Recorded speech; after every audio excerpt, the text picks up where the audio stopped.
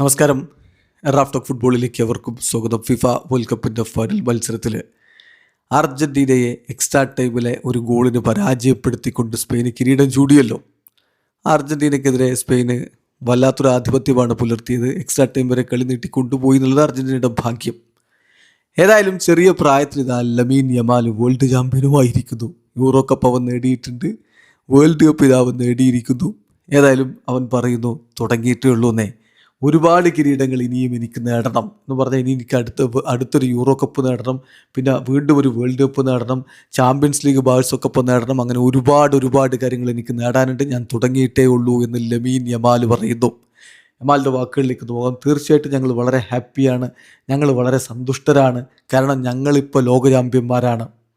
എനിക്ക് I still have to win many more things, another Euro, another World Cup and the Champions League with Barca എന്നാണ് അവൻ പറഞ്ഞത്. ഇനിയും അടുത്ത euro cup നേടണം, അടുത്ത വേൾഡ് കപ്പ് നേടണം, ബാഴ്സലോണക്കൊപ്പം ചാമ്പ്യൻസ് ലീഗ് നേടണം, തുടങ്ങിയിട്ടേ ഉള്ളൂ എന്ന് തന്നെ യമാൽ പറയുന്നു. പക്ഷേ വേൾഡ് കപ്പിൽ മികച്ച യുവതാരമൊന്നുമായിട്ട് യമാൽ തിരഞ്ഞെടുക്കപ്പെട്ടില്ല. അത് കുബാർസിയായിരുന്നു. യമാൽ അത്ര വലിയൊരു ഇമ്പാക്റ്റ് ഉണ്ടാക്കിയോ എന്ന് ചോദിച്ചാൽ ഔട്ട്കമ്മിൽ അത്ര വലിയ ഇമ്പാക്റ്റ് ഒന്നുമില്ല, ഒറ്റ ഗോളാണുള്ളത്.